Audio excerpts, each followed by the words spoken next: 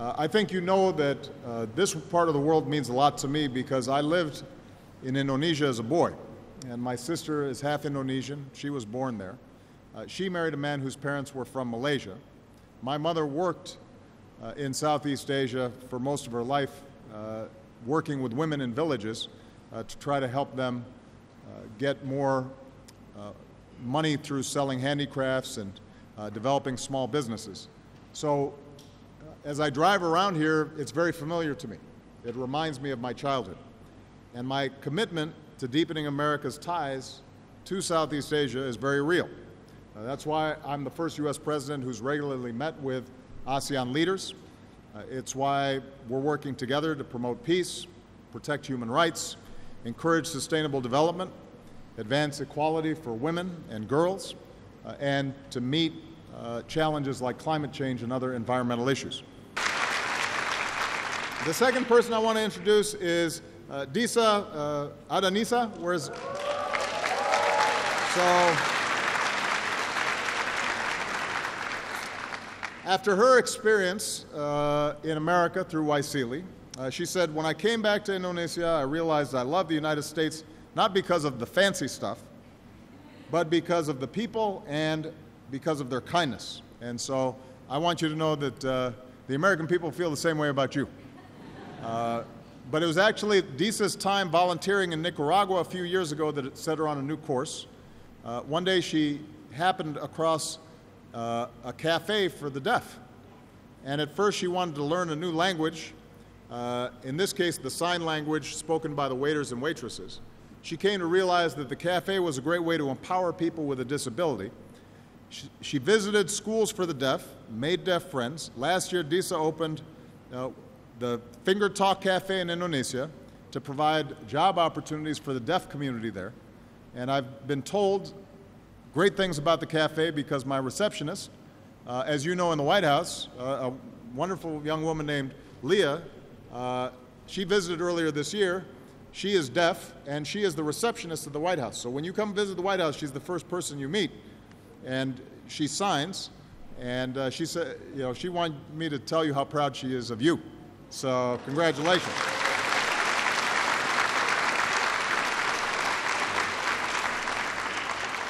So Disa says she wants her country to be a place where people can achieve dreams without restriction, where her daughter can be who she wants to be and inspire other people with what she's doing. And I'm inspired by what Disa's doing because here, on my final trip to Asia as president, I want to make sure that all of you keep on inspiring others the way these two young women are inspiring people in their countries and around the world. Hello, Mr. President. I'm your big fan, actually. So my name is Tia. I'm from Indonesia, and it's a pleasure that you can come here. So my question is, in your opinion, as a father and as a president, how important we as a youth to take role in developing countries' development and changing, and also how you measure it? Thank you. I'm sorry, what was the last one? Sorry. So do you think how important youth role is in developing country development, right, and how you measure it as a president, as a father? Thank you. Well, I think that young people historically have always been the key to progress and development. Because if you think about it, old people like me, you know, we do things the old way. You know, we're trapped by our own experience, and we look to the past so often, and we think this is how things always should be. Young people, they're looking to the future. And so they're able to say, we don't have to do things the old way, we can do things new ways. And that's what creates new ideas, new businesses, new ways of organizing people, new ways of treating each other with more respect, rejecting some of the old habits. Think about the U.S. relationship with Laos. For 9 years, there was a secret war in which the United States was dropping bombs on this country. And I just, this morning, came from a organization that is taking ordnance, explosives that did not detonate, and trying to remove them from the countryside. So if you are an old person, that may be your image of the United States. If you're a young person, now you think we have the opportunity to work with the United States in a different way. And that creates new opportunities and new hope and new relationships. So I think the challenge for young people is to find the skills and the resources to put your ideas into action.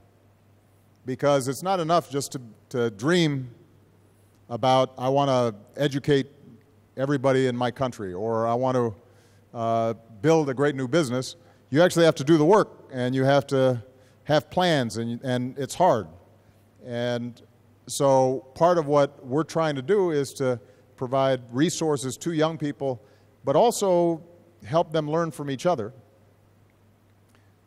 so that maybe there's a program. Well, you know, we just learned from Disa, right? She saw a program in Nicaragua, and now it's in Indonesia. So now maybe somebody in Africa visits Southeast Asia, and they have a new idea about sustainable agriculture, right? And part of what we want to do is to make sure that people are exchanging ideas all the time. And that's very valuable. All right? Good. Well, I said I was going to call on a gentleman first, right? This young man in the uniform, that's a very fancy uniform, so we'll have to find out from him. Okay, hello. My name is Larasati. I'm from Indonesia. I'm asking a question on behalf of the YSEALI online audience. So this question is from my friend Siti Murzayana from Indonesia also. She asked about this. Actually, America is a very big country. Consists of various community of different tribe, religion, and also race. And how do you unite them into live peacefully side by side in accordance of the United States motto, E pluribus unum? Oh, that's a great question. Thank you very much. Well, you're exactly right that the United States, historically, unless you're a Native American, like those who Mimi met in Montana, you came from someplace else. Those of you who visited the United States, if you walk down the streets of Los Angeles or New York, you don't know what an American looks like, because Americans could be anything. Yeah, they could be any color, any religion, from, with a heritage from countries all around the world. And that's our great strength, because one of the things that I strongly believe is that when people from different cultures interact, then you're always learning something, because people bring new ideas and new traditions. And that's why in our big cities in America, you can get really good food from everywhere. And then sometimes people come up with new food that's a mix of different foods. The same with music.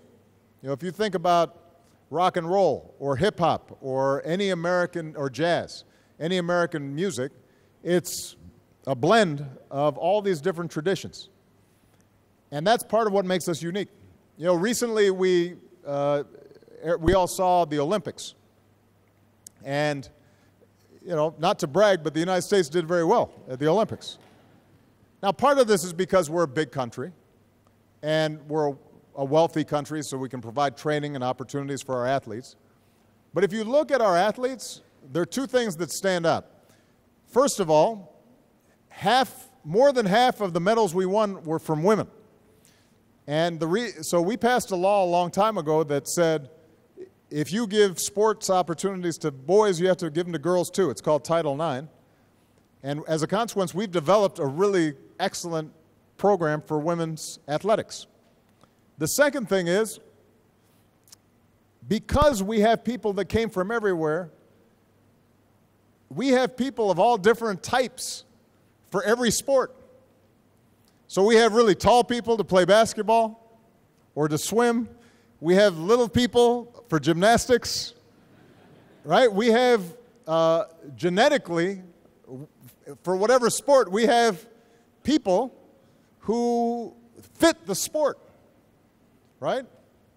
And that's a good metaphor for why I think we've been very successful. Now, the challenge we have, because we are people from so many different places, is that sometimes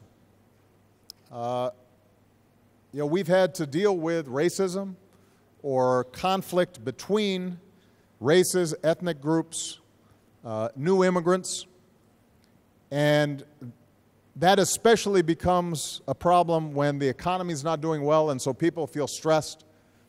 And typically when people feel stressed, they turn on others who don't look like them. It's easy. That's true everywhere in the world. When things are going good, everybody's okay. And then when suddenly things are harder, people start saying, you know what, this is the fault of the Chinese, or this is the fault of the Jews, or this is the fault of the, Houthi, or whatever, it's the, the Javanese, or the, so one of the things that we try to do is to make sure that we're continually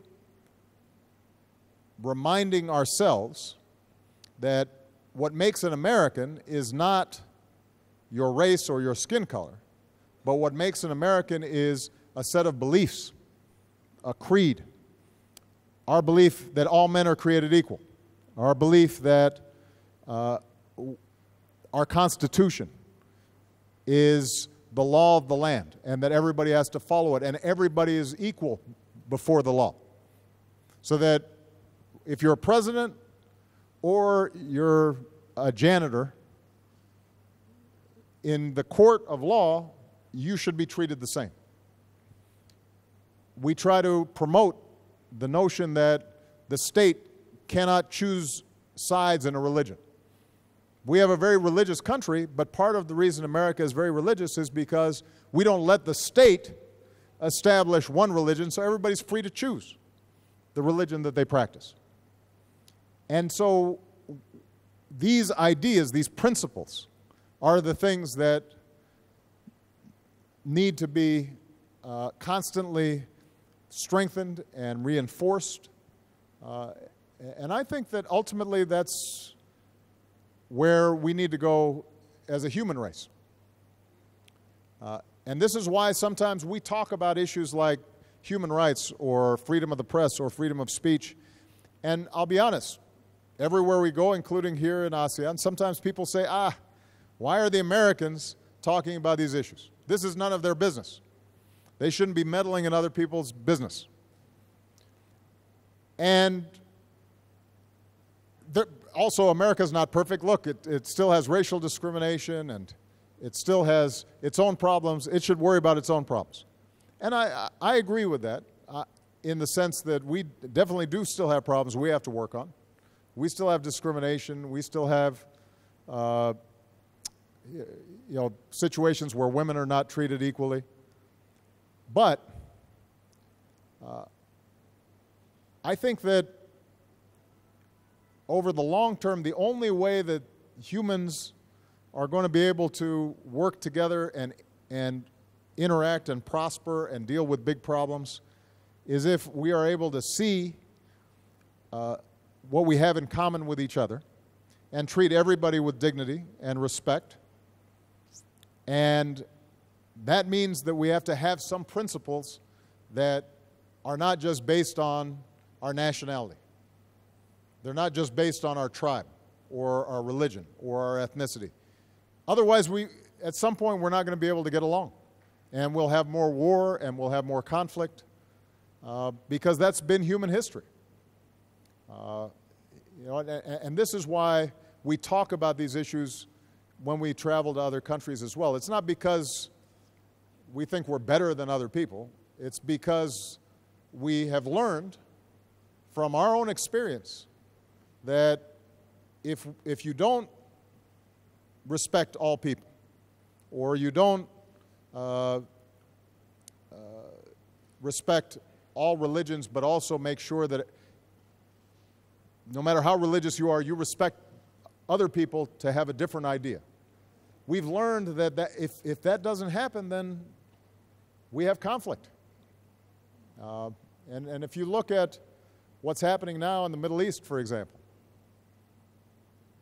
you know, that's not the problem in the Middle East is not primarily a problem of the West versus Islam. The problem increasingly is Shia thinking that Sunnis are following the wrong path and vice versa. And, you know, in Syria, you know, if you're Alawite or you're a Christian or then you're worried about what the Sunni Muslims are going to do. And that, the same in Africa, where, you know, a place like Rwanda, where in the matter of just a few months, you saw a country kill hundreds of thousands of people just because of those differences.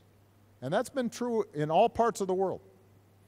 So we have to fight against that, and that means that we have to be able to promote principles that rise above any individual religion, nationality, race. And that's what we've been trying to promote.